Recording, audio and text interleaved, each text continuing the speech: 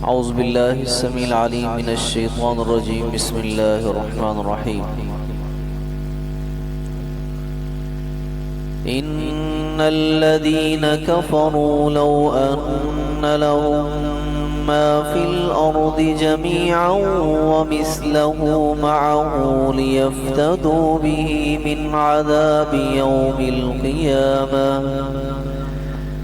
عذاب يوم القيامة ما تقبل منهم ولهم عذاب أليم يريدون أن يخرجوا من النار وما هم بخارجين منها ولهم عذاب مقيم والسارق والسارقة فاقطعوا أيديهما جزاء بما كسبا نكالا من الله والله عزيز حكيم فمن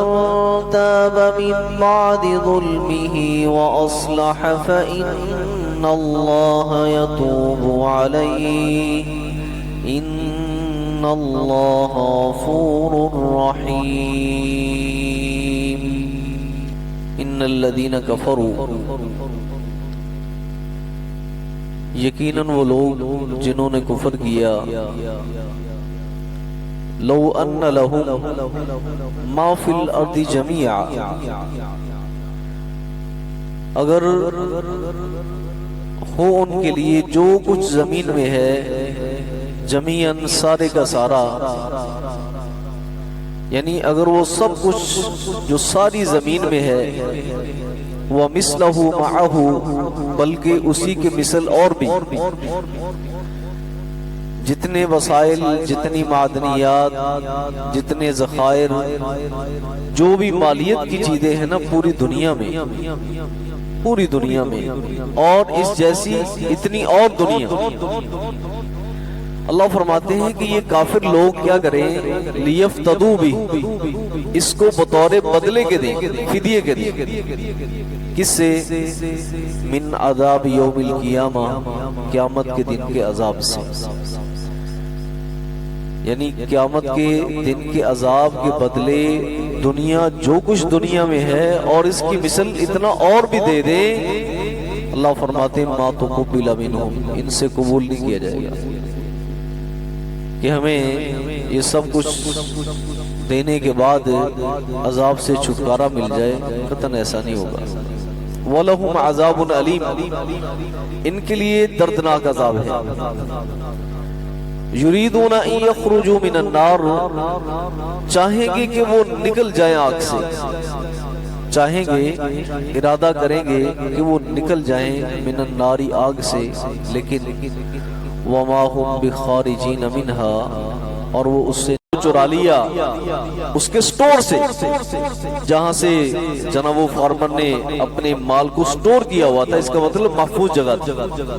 وہاں سے چرا لیا پھر اس کا ہاتھ کاٹ دیا جائے گا تو چوری کا جناب اس کی تعریف یہ ہے کسی غیر کا مال چرا لیا جائے اس کی محفوظ جگہ سے اور پھر جناب جو احادیث میں آتا ہے کہ اس کا نصاب کیا ہے کہ ربع دینار ایک دینار کا چوتھائی حصہ یعنی 3 درہم کے برابر وہ مال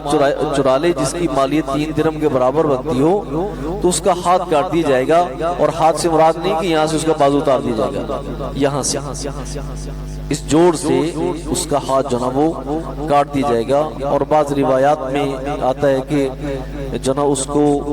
اس کے گلے میں جناب اس کا ہاتھ لٹکا دیا جائے گا تاکہ لوگوں کو لیے کیا ہو ایک عبرتناک سزا کے طور پر